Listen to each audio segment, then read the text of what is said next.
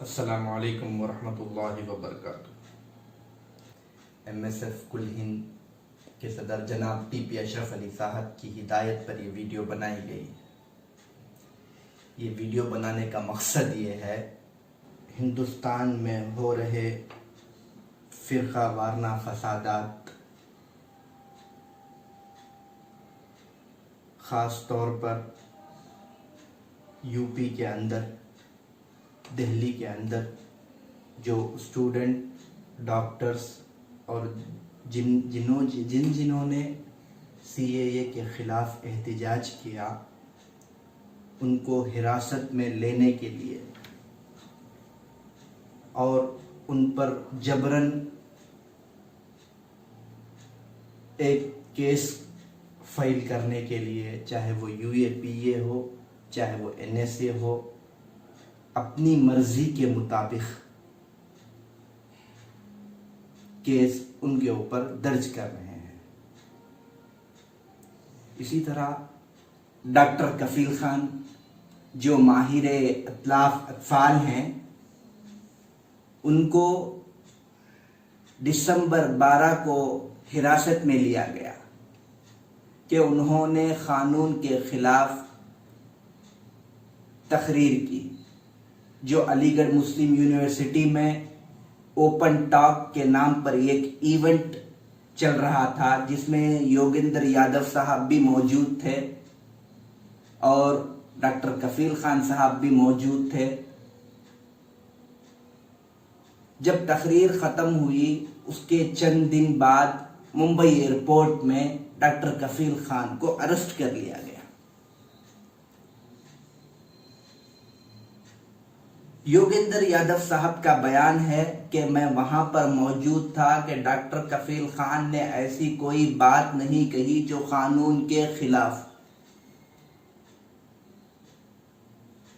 इन लोगों का मकसद ये है कि मजहब की बुनियाद पर किसी एक को टारगेट बनाया जा रहा है।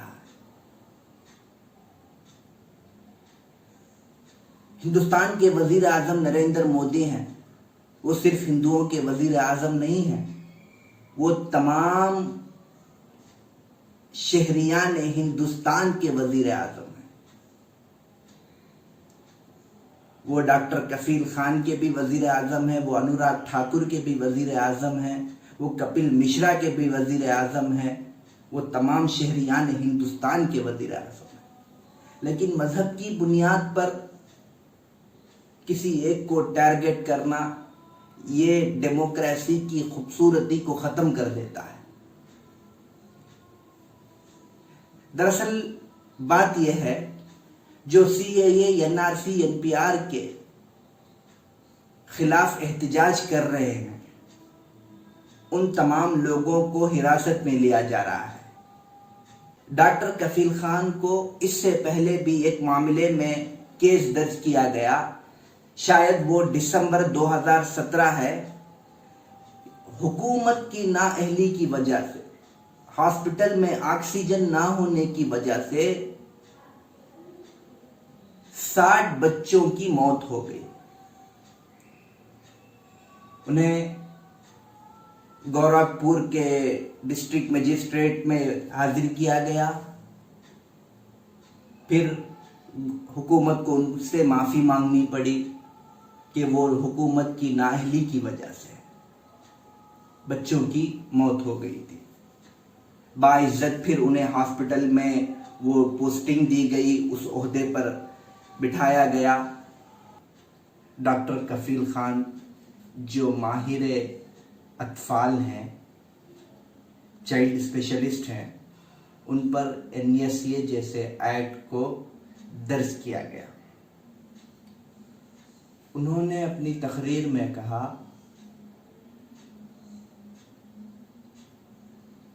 न हिंदू बनेगा न मुसलमान बनेगा, इंसान की औलाद है इंसान बनेगा। मैं उनकी पूरी तकरीर देख रहा था कि उन्होंने कोई ऐसी बात नहीं कही जहां वो कानून के खिलाफ। कानून के खिलाफ करना गलत है, चाहे वो कपिल मिश्रा करे, चाहे वो अनुराग ठाकुर करे। हमने तकरीर सुनी कि गोली मारो सालों को, ये कानून के खिलाफ है। हिंदुस्तान में रहना होगा, जय श्री राम कहना होगा। ऐसी तकरीरें जो हैं फितना फसादात और दोनों गर्वों के दरमियान झगड़ा पैदा कर देती है। इंडियन यूनियन मुस्लिम लीग एक ऐसी तंजीम है जो कभी फितना फसादात के कायल नहीं है। हमारी पार्टी सूबा केरला में है, तकरीबन 18 एमएलए हैं, 2 एमपीस हैं। सिर्फ उन्हें मुसलमान वोट देकर एमपीस नहीं बन जाते, मुसलमान वोट देकर 18 एमएलए नहीं बन जाते।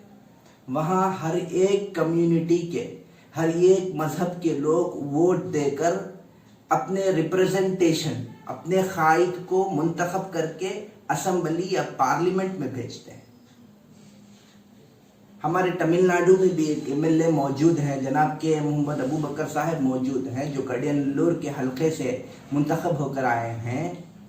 इसी तरह रामनाथपुरम में जनाब नवाज गनी साहब हैं, वहाँ सिर्फ 2% या 3% मुसलमान हैं, बाकी जो हैं दूसरे मजहब से ताल्लुक़ रखते हैं।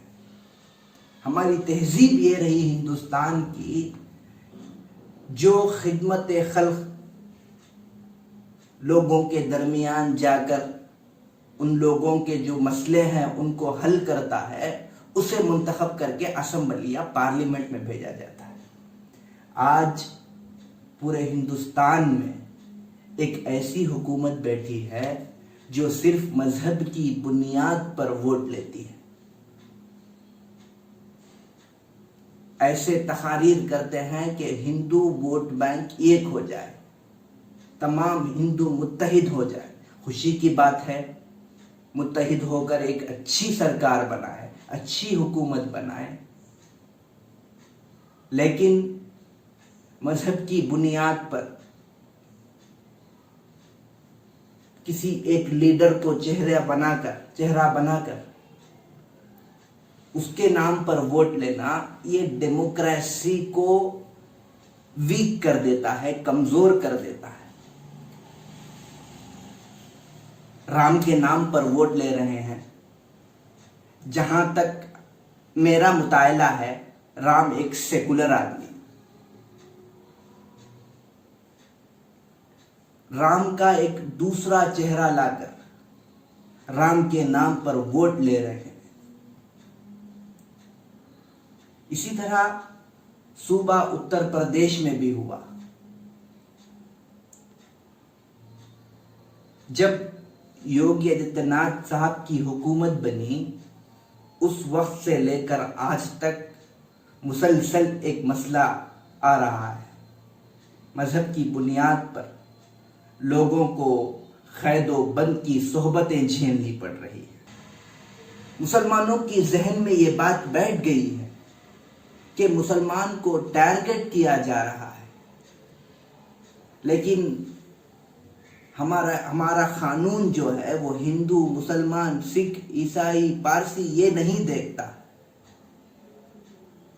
जालिम को सजा होती है उस कानून की बुनियाद पर, लेकिन आज मजहब की बुनियाद पर जो जुल्म सहता है, जो मजलूम है, उसे टारगेट किया जा रहा है।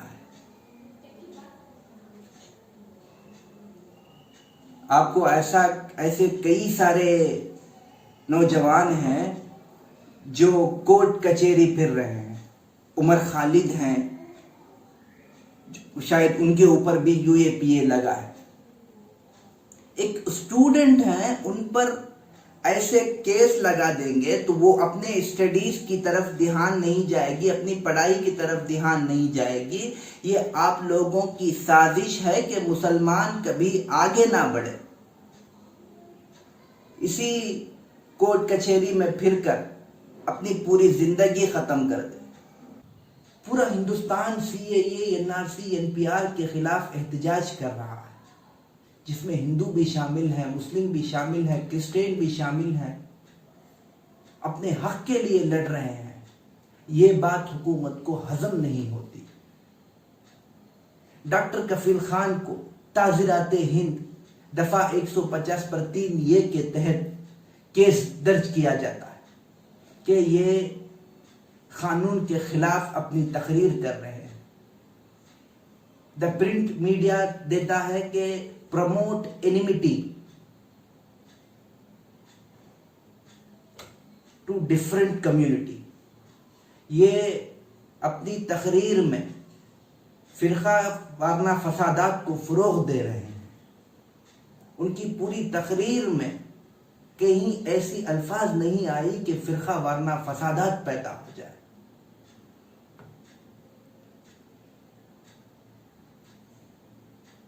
सूबा उत्तर प्रदेश की हुकूमत जो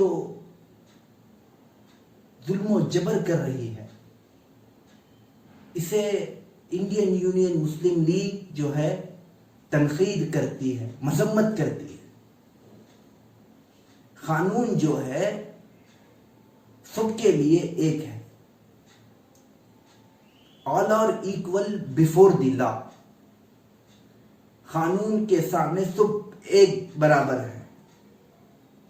इसमें हिंदू, मुसलमान, सिख, ईसाई कोई बड़ा छोटा नहीं है। कफील खान को इसलिए टारगेट किया जा रहा है कि वो कफील खान है। कफील खान अपनी एक प्रेस मीट में कह रहे हैं, अगर मेरा नाम कफील खान नहीं होता, कुबैर होता, तो मैं आसानी के साथ रिहा हो जाता। मुसलमानों के जहन में ये बात बैठ गई है कि मुसलमानों को टारगेट किया जा रहा है। तालीमी मैदान में हो या माशी मैदान में हो, आज दलित से भी ज्यादा कोई बैकवर्ड है तो वो मुसलमान का तबका है। ये हिंदुत्व की साजिश की वजह से हो रही है। मैं बात को तवील करना नहीं चाहता। जो CAA, NRC, NPR के खिलाफ एहतजाज कर रहे स्टूडेंट एक्टिविस्ट हैं, जिन पर UAPA, NSA जैसे काले कानून को लगाया जा रहा है, हमारा मुतालबा हुकूमत हिंद से यह है कि शर्जील इमाम, शर्जील उस्मानी, डॉक्टर कफील खान को जल्द अज जल्द रिहा किया जाए। मुस्लिम स्टूडेंट फेडरेशन का मुतालबा यह है कि जितने सारे स्टूडेंट एक्टिविस्ट हैं, उन तमाम को UAPA हो, NSA हो, ऐसे कई सारे काले कानून जो बेबुनियाद लगाए गए हैं, इन तमाम एक्टिविस्ट को जल्द अज जल्द रिहा किया जाए। हैरान की बात यह है, शायर ने कहा था, ये ज़मी खामोश है, ये आसमां खामोश है, जल रहा है ये जहां हुक्मरां खामोश है, हर तरफ आगो फिखा, खूने दिया जलते मकां, मैं वे हैरत हूं कि मुंसिफ की जुबा खामोश है। आखिरी उम्मीद जो है वो कानून से लगी है। हमें पूरा उम्मीद है कानून हमें इंसाफ देगा। इन्हीं चंद बातों के साथ अपनी जबान पर लगाम कसते हुए अपनी बात को ख़त्म करना चाहता हूँ। वमा अलैना इल्लल बलाग, व आखिरु दावाना अल्हम्दुलिल्लाहि रब्बिल आलमीन।